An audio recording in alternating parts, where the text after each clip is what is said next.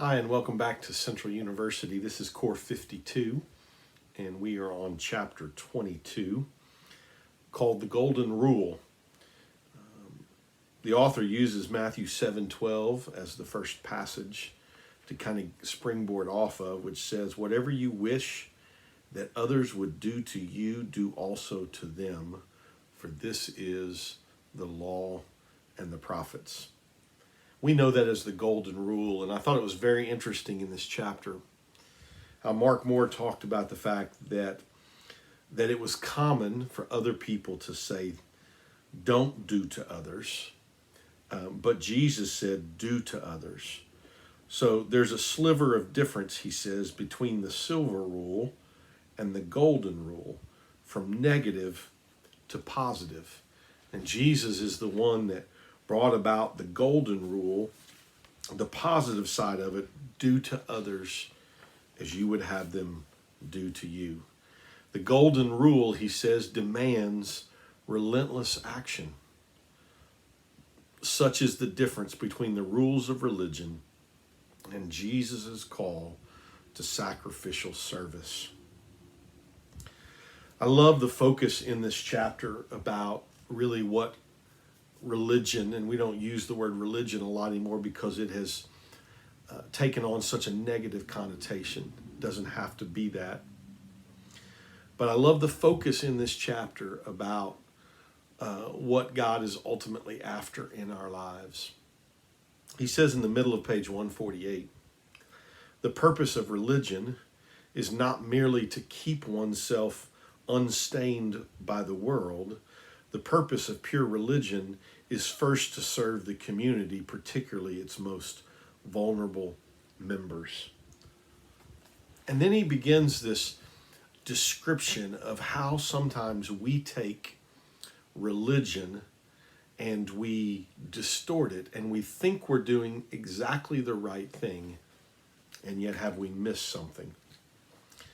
He says when personal morality, and that's what religion becomes so frequently, it becomes about our personal morality.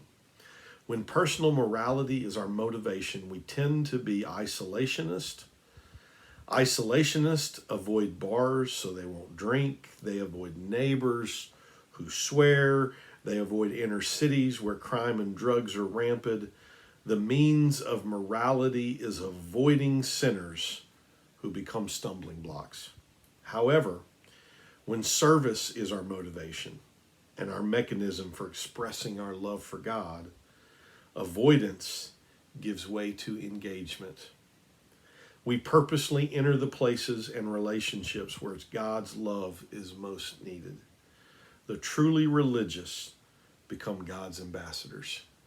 I cannot stress enough how important that paragraph is. That's on the top of page 149. If you didn't underline it, go back and underline it.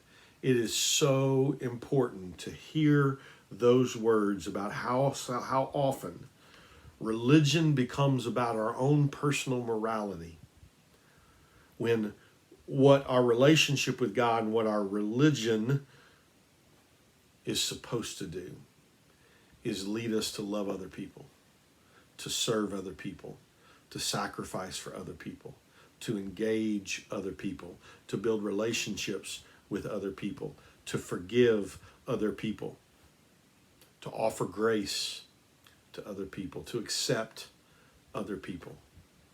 That's what our relationship with God is all about. And we turn it to become about our individual morality. And folks, that's not what God's after. Certainly there is morality, if you will, in following God.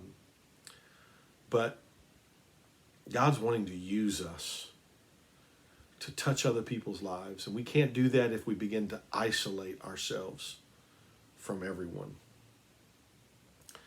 Many assume that going to church, reading the Bible, and praying will lead to a life that honors God.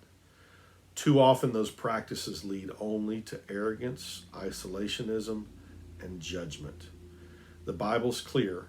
Serving others is the most effective mechanism for self-improvement.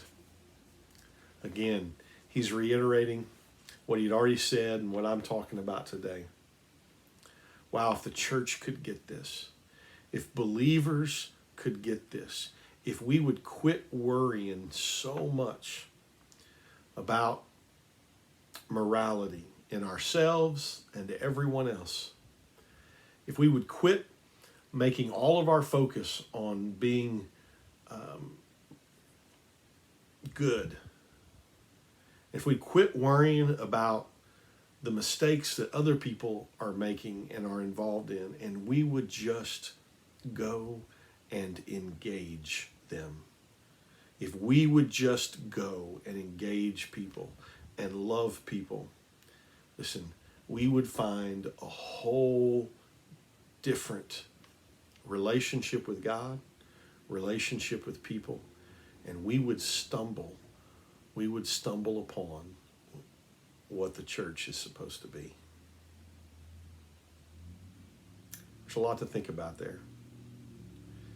There's a lot for you and I to take in and think about and decide, what has religion been to us? What has it been? Has it led us to people? Has it moved us towards people? Or has it moved us away from people? My prayer for us today, we would hear the words of Jesus, do to others as you would have them do to you.